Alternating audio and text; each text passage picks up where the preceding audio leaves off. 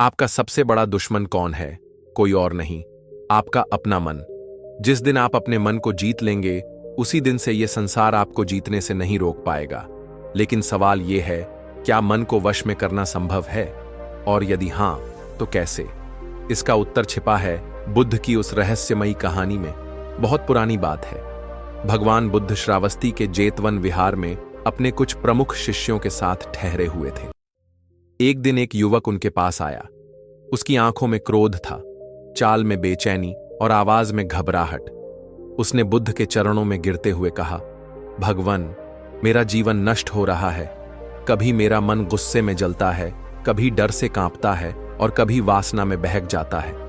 मैं चाहता हूं कि मैं शांत और संतुलित बनूं, पर मेरा मन मेरी नहीं सुनता। क्या मेरे लिए कोई रास्ता नहीं बचा? बुद्ध ने शांत स्वर में उत्तर दिया, तुम्हारा मन तुम्हारा सेवक होना चाहिए, स्वामी नहीं। चलो, आज तुम्हें एक कथा सुनाता हूं जो तुम्हारे सवाल का उत्तर है। बहुत पहले की बात है। एक साधक था, सुयश नाम का। वह एकांत में साधना करता था, पर उसका मन बार बार इधर उधर भटकता।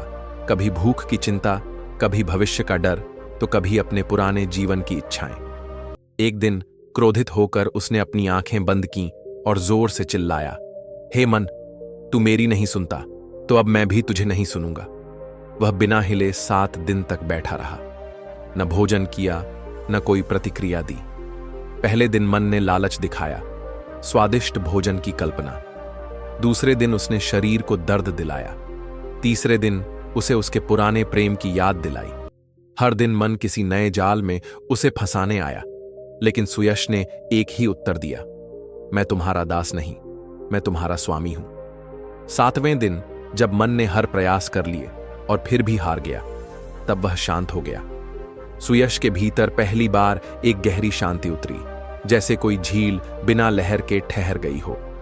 बुद्ध ने युवक की ओर देखा और कहा, मन को वश में करना तलवार से युद्ध जीतने से कहीं कठिन है, लेकिन एक बार जब तुम जीत जाते हो, तो फिर संसार की कोई शक्ति तुम्हें नहीं डिगा सकती। हर दिन अपने मन को देखो, वह कहां भागता है, क्या चाहता है। फिर धीरे धीरे उसे प्रेम पूर्वक वापस बुलाओ। मन को जबरन बांधो मत, उसे समझो, उसकी दिशा मोड़ो।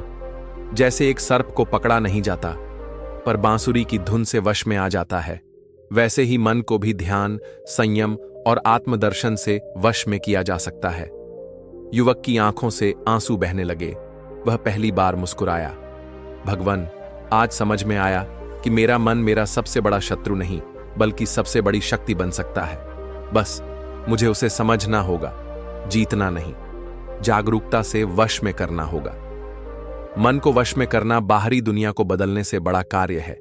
जब तुम अपने भीतर की गहराइयों में उतरते हो और अपने मन के बहाव को समझते हो, तभी तुम उसके ऊपर सवारी करना सीखते हो। जो मन पर नियंत्रण पा गया, वह संसार पर नियंत्रण पा गया। और यही है बुद्ध का अमृत वचन, अपने मन को जानो, वही तुम्हारा रास्ता है।